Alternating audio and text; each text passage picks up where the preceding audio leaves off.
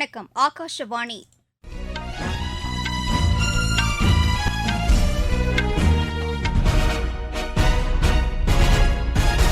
செய்திகள் வாசிப்பவர் பிரியதர்ஷினி. தலைப்புச் செய்திகள்: அனைத்து துறைகளிலும் மாற்றுத்திறனாளிகளுக்கு சம வாய்ப்பை உறுதி செய்ய மத்திய அரசு உறுதிபூண்டுள்ளதாக பிரதமர் திரு நரேந்திர மோடி தெரிவித்துள்ளார்.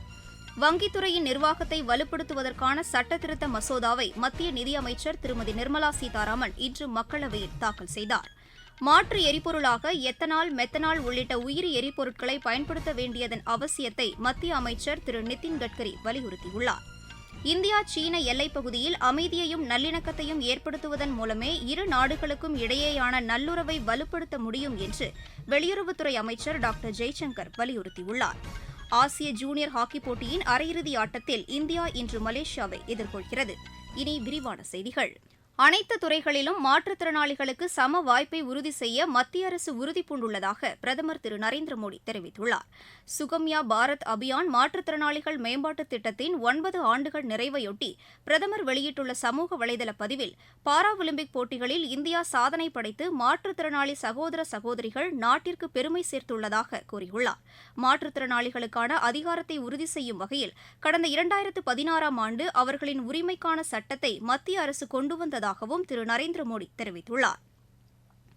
சர்வதேச மாற்றுத்திறனாளிகள் தினம் இன்று கொண்டாடப்பட்டது. புதுதில்லியில் நடைபெற்ற நிகழ்ச்சியில் மாற்றுத்திறனாளிகளுக்கான தேசிய விருதுகளை 33 பேருக்கு குடியரசுத் தலைவர் திருமதி திரௌபதி முர்மு வழங்கினார். குடியரசுத் தலைவரிடம் விருது பெற்ற சென்னையை அடுத்த பம்மலில் உள்ள அன்னை தெரசா அறக்கட்டளை நடத்தி வரும் கவிதா எமது செய்திப்பிரிவுக்கு அளித்த பேட்டியில் மாற்றுத்திறனாளிகளுக்கான நலத்திட்டங்கள் குறித்த விழிப்புணர்வை தமது அறக்கட்டளை மூலம் ஏற்படுத்தி வருவதாக தெரிவித்தார்.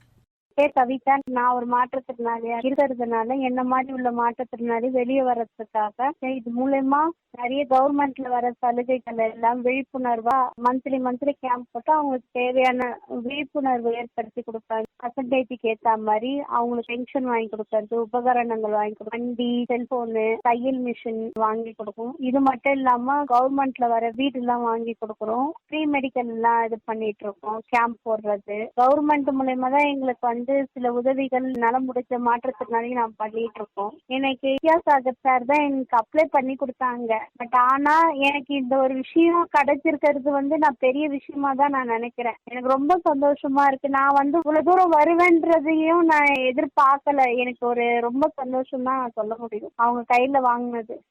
மக்களவையில் இன்று வங்கி சட்டத்திருத்த மசோதா விவாதத்திற்கு எடுத்துக் கொள்ளப்பட்டது. வங்கிகளில் கணக்கு வைத்திருப்போர் 4 பேர் வரை வாரிசுகளாக நியமனம் செய்வதற்கு இந்த சட்டத்திருத்தம் வகை செய்கிறது. இதனை தாக்கல் செய்து பேசிய மத்திய நிதியமைச்சர் திருமதி நிர்மலா சீதாராமன், வங்கித்துறை நிர்வாகத்தை மேலும் வலுப்படுத்துவதற்கு இந்த சட்டத்திருத்தம் உதவிகரமாக இருக்கும் என்று தெரிவித்தார். வாடிக்கையாளர்களுக்கான வசதிகள் அதிகரிக்கப்படுவதோடு வங்கி சேவையின் தரமும் உயர்த்தப்படும் என்று அவர் குறிப்பிட்டார். வங்கிகளில் பணத்தை இருப்பு வைத்திருப்பவர்களுக்கும் முதலீட்டாளர்களுக்கும் உரிய பாதுகாப்பை மேம்படுத்துவதற்கும் இது வகை செய்யும் என்றும் திருமதி நிர்மலா சீதாராமன் தெரிவித்தார். இந்த மசோதா மீதான விவாதத்தை தொடங்கி வைத்து பேசிய காங்கிரஸ் உறுப்பினர் திரு கௌரவ் ககோய், வங்கி சட்டங்கள் நாட்டின் ஒட்டுமொத்த பொருளாதாரத்திற்கும் உகந்த வகையில் அமைய வேண்டும் என்று வலியுறுத்தினார். பிஜேபி உறுப்பினர் திரு சம்பித் பத்ரா வங்கித்துறையில் அரசு மேற்கொண்டு வரும் சீர்திருத்த நடவடிக்கைகளை வரவேற்பதாக கூறினார். மாற்று எரிபொருளாக எத்தனால், மெத்தனால் உள்ளிட்ட உயிரி எரிபொருட்களை பயன்படுத்த வேண்டியதன் அவசியத்தை மத்திய சாலை போக்குவரத்து மற்றும் நெடுஞ்சாலைத்துறை அமைச்சர் திரு நிதின் கட்கரி வலியுறுத்தியுள்ளார். புதுதில்லியில் இன்று மாற்று எரிசக்தியை நடைமுறைப்படுத்துவது குறித்த மாநாட்டில் உரையாற்றிய அவர், பெட்ரோலிய எரிபொருட்களின் இறக்குமதியை கணிசமாக குறைப்பதன் மூலம் இந்திய பொருளாதாரத்தை $5 டிரில்லியன் உயர்த்த வேண்டும் என்ற பிரதமர் திரு நரேந்திர மோடியின் தொலைநோக்கு பார்வை நிறைவேறும் என்றார். உயிரி எரிபொருட்கள் பயன்பாட்டின் மூலம் காற்று மாசின் அளவு கணிசமாக குறையும் என்றும் வேளாண் துறை மேம்படுத்தப்படும் என்றும் கூறினார். அடுத்த 5 ஆண்டுகளில் புதுதில்லியில் உள்ள பேருந்துகள் அனைத்தும் மின்சார பேருந்துகளாக மாற்றப்படும் என்றும் அவர் தெரிவித்தார். சுற்றுச்சூழலை பாதுகாப்பதன் மூலம் தன்னிறைவு பெற்ற இந்தியாவை உருவாக்க முடியும் என்றும் நீடித்த வளர்ச்சியை உறுதி செய்ய முடியும் என்றும் அவர் குறிப்பிட்டார். வேலைவாய்ப்பு மற்றும் முதலீடுகள் உயிரி எரிபொருட்கள் பயன்பாட்டின் மூலம் அதிகரிக்கும் என்றும் திரு நிதின் கட்கரி கூறினார். நீங்கள் கேட்டுக்கொண்டிருப்பது ஆகாஷவாணியின் செய்தி அறிக்கை. 3ஆம் முறை மோடி அரசின் முதல் 100 நாள் சாதனைகள்.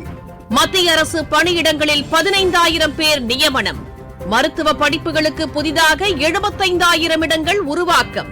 1 கோடி இளையோர் 500 நிறுவனங்களில் தொழில் பழகுனர் பயிற்சி பெற வாய்ப்பு. 28,600 கோடி ரூபாய் முதலீட்டில் 12 தொழில் திட்டங்களுக்கு ஒப்புதல். கூடுதல் வேலைவாய்ப்புகளை உருவாக்கும் வகையில் முதலீட்டிற்கான செலவினங்கள் 11,11,000 கோடியாக அதிகரிப்பு.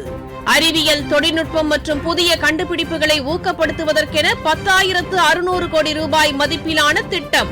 50,000 கோடி ரூபாய் செலவில் தேசிய ஆராய்ச்சி நிதியம்.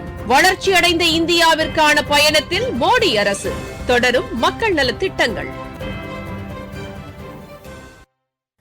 இந்திய சீன எல்லைப் பகுதியில் அமைதியையும் நல்லிணக்கத்தையும் ஏற்படுத்துவதன் மூலமே இரு நாடுகளுக்கும் இடையேயான நட்புறவை வலுப்படுத்த முடியும் என்று வெளியுறவுத்துறை அமைச்சர் டாக்டர் ஜெய்சங்கர் வலியுறுத்தியுள்ளார். மக்களவையில் அவர் இன்று அளித்த அறிக்கையில் இரு நாடுகளுக்கும் இடையேயான உறவுகள் படிப்படியாக முன்னேறி வருவதாக தெரிவித்துள்ளார். கடந்த 2020ஆம் ஆண்டு ஏப்ரல் மே மாதங்களில் லடாக்கில் இரு நாட்டு ராணுவத்தினருக்கும் இடையே மோதல் ஏற்பட்டதை அடுத்து அமைதியும் நல்லிணக்கமும் பாதிக்கப்பட்டதாக அவர் கூறியுள்ளார். இதனையடுத்து இரு நாடுகளின் எல்லைப் பகுதிகளிலும் ரோந்து பணிகள் தீவிரப்படுத்தப்பட்டதாக அவர் கூறியுள்ளார். கோவிட் பெருந்தொற்று இருந்தபோதிலும் இந்திய ராணுவத்தினர் சீன எல்லைப் பகுதியில் பாதுகாப்பை உறுதி செய்ததாக திரு ஜெய்சங்கர் தெரிவித்துள்ளார்.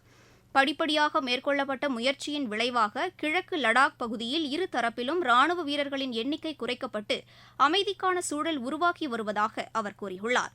எல்லைப் பகுதியில் உட்கட்டமைப்பை மேம்படுத்துவதற்கான நடவடிக்கைகளையும் இந்தியா மேற்கொண்டுள்ளதாகவும் திரு ஜெய்சங்கர் அந்த அறிக்கையில் தெரிவித்துள்ளார். அரசு ஆரம்ப சுகாதார நிலையங்களின் கட்டமைப்பை மேம்படுத்துவதற்காக தொடர் நடவடிக்கைகள் மேற்கொள்ளப்பட்டுள்ளதாக மத்திய சுகாதாரத்துறை அமைச்சர் திரு ஜே.பி. நட்டா தெரிவித்துள்ளார். மாநிலங்களவையில் இன்று கேள்வி நேரத்தின் போது இதனை தெரிவித்த அவர், நாடு முழுவதும் 1,73,000க்கும் மேற்பட்ட ஆயுஷ்மான் ஆரோக்கிய மையங்களை அரசு நிறுவியுள்ளதாக கூறினார். தேசிய தொலைபேசி வழி மனநல ஆலோசனை வழங்கும் திட்டத்தை அரசு செயல்படுத்தி வருவதாகவும், இதற்காக நாடு முழுவதும் அமைக்கப்பட்டுள்ள 53 மையங்களில் 20 பிராந்திய மொழிகளில் ஆலோசனைகள் வழங்கப்படுவதாகவும் அமைச்சர் குறிப்பிட்டார். வேளாண் விளைபொருட்களுக்கான குறைந்தபட்ச ஆதரவு விலையை மத்திய அரசு 3 மடங்கு உயர்த்தியுள்ளதாக வேளாண் துறை அமைச்சர் திரு சிவராஜ் சிங் சௌஹான் தெரிவித்துள்ளார். மக்களவையில் இன்று எழுத்து மூலம் அளித்த பதிலில் இதனை தெரிவித்துள்ள அவர், பிஜேபி தலைமையிலான தேசிய ஜனநாயக கூட்டணி அரசு விளைபொருட்களின் உற்பத்தி செலவில் 50% லாபம் ஈட்டும் வகையில் குறைந்தபட்ச ஆதரவு விலையை நிர்ணயித்துள்ளதாக கூறினார். காங்கிரஸ் தலைமையிலான ஐக்கிய முற்போக்கு கூட்டணி அரசில் நெல்லுக்கான குறைந்தபட்ச ஆதரவு விலை குவிண்டாலுக்கு 1,310 ரூபாயாக இருந்ததாகவும், தற்போது அது குவிண்டாலுக்கு 2,300 ரூபாயாக அதிகரிக்கப்பட்டுள்ளதாகவும் அவர் தெரிவித்தார். இதேபோல் சோளம், கம்பு மற்றும் ராகி ஆகியவற்றின் குறைந்தபட்ச ஆதரவு விலையும் காங்கிரஸ் ஆட்சியின் போது வழங்கப்பட்டதை காட்டிலும் தற்போது 2 மடங்கு உயர்த்தப்பட்டுள்ளதாக திரு சிவராஜ் சிங் சௌஹான் கூறினார். இணையதள குற்றத்தடுப்பு நிர்வாக கட்டமைப்பு சிறப்பாக செயல்பட்டதால் கடந்த 2021ஆம் ஆண்டு முதல் 3,500 கோடி ரூபாய் நிதி மோசடி தடுக்கப்பட்டுள்ளதாக மத்திய அரசு தெரிவித்துள்ளது. மக்களவையில் இன்று உள்துறை இணையமைச்சர் திரு சஞ்சய்குமார் அளித்த எழுத்துப்பூர்வமான பதிலில் நிதி மோசடிக்காக பயன்படுத்தப்பட்ட 6,69,000 சிம் கார்டுகளும் 1,32,000 செல்போன்களும் செயலிழக்க செய்யப்பட்டதாக கூறியுள்ளார். இந்திய இணையதள ஒருங்கிணைப்பு மையம் மூலம் 59,000 வாட்ஸ்அப் கணக்குகளும் 1,700 ஸ்கைப் முகவரிகளும் தடை செய்யப்பட்டதாக திரு சஞ்சய்குமார் தெரிவித்துள்ளார். ஆசிய ஜூனியர் ஹாக்கி போட்டியின் அரையிறுதி ஆட்டத்தில் இன்று இந்தியா மலேசியாவை எதிர்கொள்கிறது. மஸ்கட்டில் இப்போட்டி இரவு மணி 8:30க்கு தொடங்குகிறது. குவஹாத்தி மாஸ்டர்ஸ் பேட்மிண்டன் போட்டி இன்று தொடங்கியது. இன்று நடைபெற்ற ஆட்டங்களில் இந்தியாவின் தருண் மணப்பள்ளி, பாரத் ராகவ், ரகு மாரிசாமி ஆகியோர் காலிறுதிக்கு முந்தைய சுற்றுக்கு முன்னேறியுள்ளனர். புரோ கபடி லீக் போட்டியில் இன்று நடைபெறும் ஆட்டங்களில் பெங்களூரு அணி குஜராத் அணியையும், புனே அணி மும்பை அணியையும் எதிர்கொள்கின்றன. மீண்டும் தலைப்புச் செய்திகள்.